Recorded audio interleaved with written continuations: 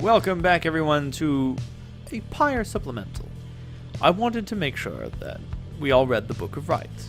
It's very important to understanding exactly what happened in the downside, although I will admit it is not necessary to understanding the story of the game. As such, I will read it aloud to all of you in these optional side videos. Chapter 1. The First Exile. You know perhaps the thrice-cursed name of Solium, the Empire of Sar, the First Exile and my liege, written by in the words of Gol Golathian, the Master General. This chapter concerns him and those who found him in the downside. Each of us was sent to take his life. Such was the hatred for him and around his country. Yet we found in Solium a man transformed in body, mind, and spirit, a man deserving of much more than mercy. In time, he named us all his scribes, and he became the eighth. It is my greatest honor now to share with you his deeds. To know his story is to know the rites. How do I turn the page? Oh, I press right. The Last Emperor. How many nations did I scour in the name of Solium? How many countries fell before our spears and blades? Such questions mattered less to me with every passing victory. Our legions swelled across the land, and our dominion grew. The Emperor Solium paid all this little heed. He only tended to his personal affairs. Our legions relished the autonomy. We did not know that the Emperor cared nothing for his legions, nor his people. He cared only for that which was before him. One day, he learned of such a thing as to befit his name, and vowed to seek it out. The Rope Collar. I knew it was a fool's errand, but my liege, he would not listen. He instead insisted to pursue a certain treasure, a celestial orb, freshly fallen from the heavens in the reaches of the downside. He would be a living legend if only he could grasp it, whispered in his ear that Kalamer Rope Collar, his elder and most trusted aide. Would that I slew that man myself. He was a simple and yet brilliant ruse, to draw the Emperor farther still from his responsibilities and toward his greed. Thus did the Emperor begin an expedition into the Forsaken Lands, and he insisted that he go himself. The Empire's Collapse. It was not long before the Empire began to crumble. With my liege gone, his own country quickly turned upon itself. I must admit that this collapse had started long before the Emperor's disappearance, but his decision to give chase after a myth but hastened the inevitable. All the while the Rope Collar stood by, awaiting such a time as he could rule in my liege's stead. He would be our people's savior. But first, his first charge was to organize a search for the missing Solium. Warriors, pathfinders, and scholars heard the call and prepared to seek him out. Down the river. The Emperor Solium knew naught of this, of course. His expedition yielded not the treasure he desired, but brought him closer to his country than he had ever been before. As he traveled down the river Schlorian in pursuit of greed, he found instead an inkling of shame. He saw the sunken faces of his people, heard their words for him. In time, he could not ignore it, and it proved more than he could bear.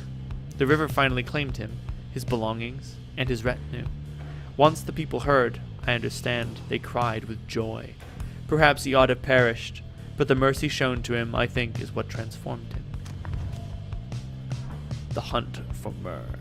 My Emperor lay there, bleeding and alone, stranded in a bitter land beyond the river.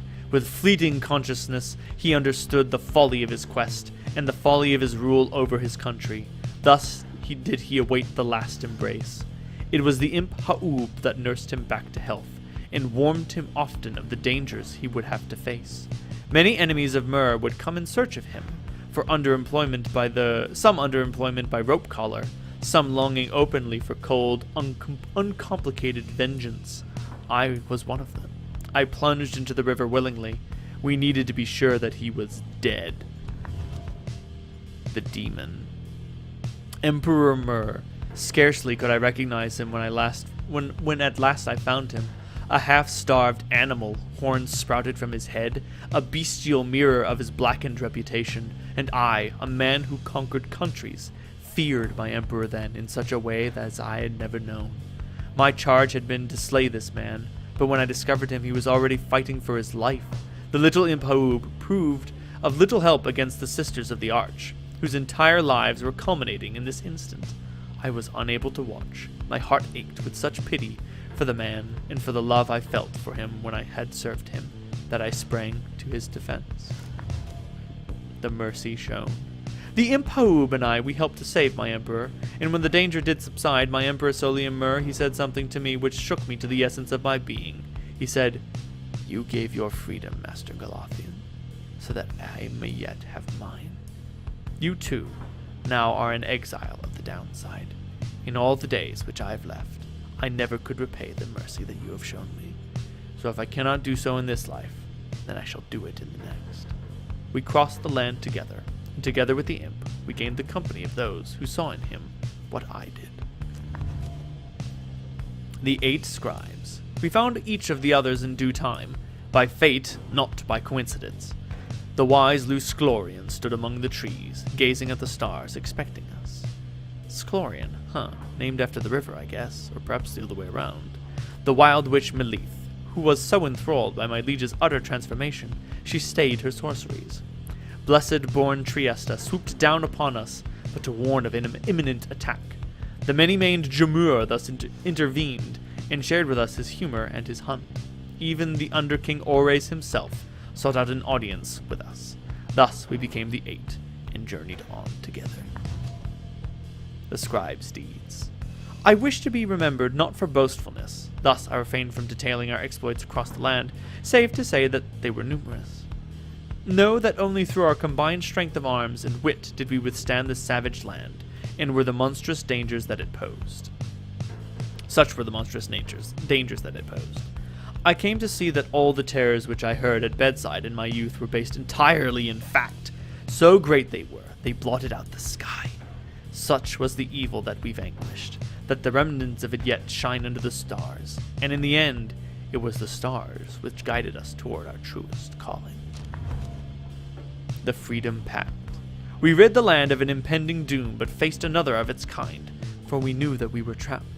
Yet, for each danger which we faced, for every failed ambush by Arch, we met with gentle souls and kindred spirits in the downside, who deserved more than to fade from memory within this land. It was then the stars themselves showed us the way, delineating a great voyage across the sea. Near broken we became, but then, at last, a moonlit vision, that of the Rites. The Rites! Thus shall they say of us, the 8 scribes gave their freedom, so that we may yet have ours. And that is the Book of Golathian.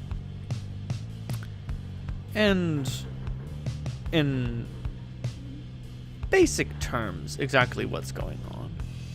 So, the 8 scribes are Golathian, Haub, Sclorian, Melith, Triesta, Jamur, and Ores. Sounds like quite the crew. And what became of Rope Collar, I wonder? And who are all these other scribes? Well, there are 8 of them in 8 chapters. I should hope that each one is written by one of them. In any event, that is the chapter of Golathian. Thank you very much for joining me.